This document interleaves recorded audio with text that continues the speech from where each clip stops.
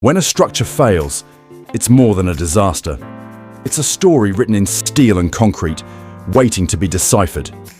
Our job is to read that story, to find the first crack, the first sign of a silent, impending failure.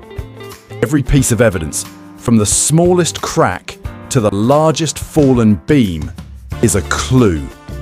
We collect the facts, analyze the data, and piece together the timeline of collapse. Till we understand what went wrong, we can never truly prevent it from happening again. Pag may gumuhong building, wala agad nakakaalam kung sino may kasalanan. Si architect ba, si engineer o si mamang kontraktor. So yan ang pag-uusapan natin sa video na to. Pag-usapan natin yung step by step kung paano iniimbestigahan yung gumuhong building para malaman kung sino may kasalanan at kung ano yung naging problema sa building. At in additional information lang, sino ba ang may responsibilidad para mag-inspect nung binubuo pa lang yung foundation, yung poste, yung beam, yung slab, kumbaga yung structural ng bahay. Si architect ba o si engineer? So yan ang pag-uusapan natin sa video na to. Tignan natin kung kakasya ba sa budget mo.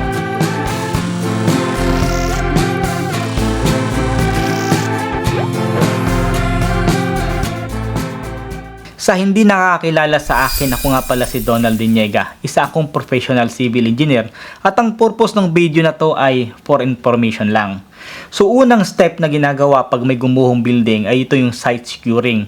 Kumbaga hindi ka agad iniimbestigahan yung structure, kung saan nag-fail, kung ano naging problema para malaman ka agad kung sino may kasalanan. Ang unang pumapasok kaagad muna dito ay ang ating emergency response team para ma-secure o tignan yung mga kung mayroon pang taong na-trap doon sa gumuhong building at ma-rescue pa yung may mga nasugatan at ma-secure yung area. Kaya kung mapapansin nyo, nilalagyan kaagad nila ng barikada para walang pumasok na tagalabas, kumbaga para for safety. At then pag natapos na ma-secure yung area, so dito ngayon papasok yung initial danger assessment.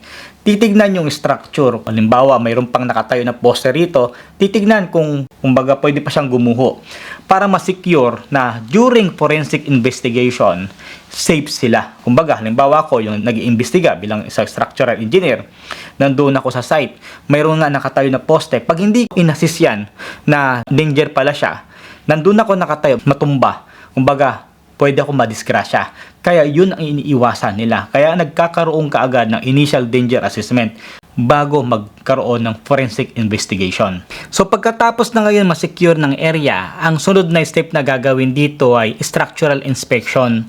Dito susuriin ng forensic structural engineers kung saan nagsimula yung pag-collapse ng structure. Isa na dyan na tinitignan is yung direction ng pagbagsak ng building. Kung halimbawa ito yung building, ito ngayon yung harap, tapos ang direction ng pagbagsak niya ay pag ganon. Ibig sabihin, pwede yung humina yung structure ng harap ng building, halimbawa yung poste or yung foundation. So yan yung isang tinitignan nila. Tapos titignan din nila yung mga crack patterns. Kung halimbawa, kung vertical crack, horizontal crack, or diagonal crack.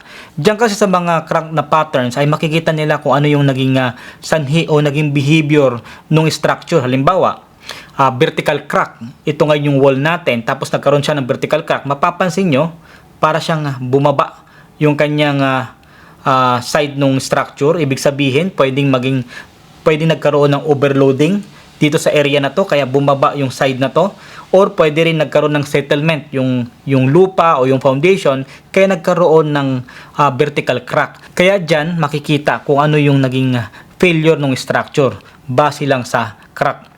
Tapos isa pa na mga tinitignan nila is yung size ng poste, yung dami ng bakal, yung spacing ng mga bakal, yung splicing ng mga bakal. Lahat yan kukunin nila yung information. Lahat yan susuriin nila. Kasi doon makikita kung mayroong failure si mamang kontraktor doon sa pag-implement ng project base doon sa design ni structural engineer. So pagkatapos ng structural inspection, ang susunod naman na step dito ay material testing. Isa na dyan ay yung soil testing. Titignan nila kung tama yung data na ginamit ni structural engineer during ng kanyang calculation. Tapos kukuha din sila ng sample doon sa site, bakal, titestingin nila kung hindi siya substandard. Tapos kukuha siya ng core concrete doon din sa site at titestingin din yung tibay ng konkreto kung tama ba base doon sa design ni structural engineer. Dito marami nagkakamali.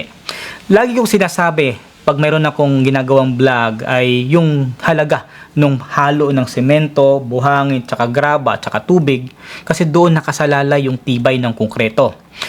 Ganito yan. Pag nagdi-design si structural engineer ng building or ng bahay, sa kanyang calculation, naglalagay siya kung ano yung kinukonsider niya na tibay na konkreto. Halimbawa, nilagay niya na tibay na konkreto ay 3,000 PSI. Ngayon, during na kanyang analysis or calculation, lumabas na bumagsak siya na gamit yung 3,000 PSI na tibay na konkreto. Isang paraan dyan para pwedeng pumasa yung 3,000 PSI ay palakihin yung size ng mga poste, ng beam, para pumasa siya.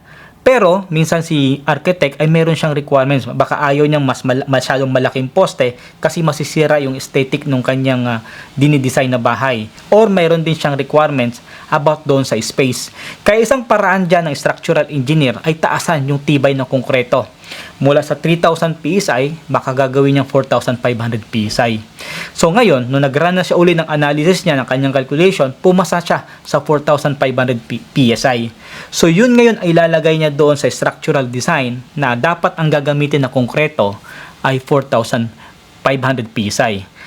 Ang problema, pagdating doon sa site, sa implementation na, ganito na kasi yan. Sa mga malalaking project, bago sila magsimula ng konkreto or magsimula doon sa pagbubuhos, isang requirements dyan ay mag-conduct ng trial mix. Ano ba yung trial mix? Yung trial mix, umbaga, magta-trial muna sila kung ano yung tamang halo ng semento, buhangin, graba, tsaka tubig para ma-meet yung 4,500 PSI na requirements doon sa design structural engineer.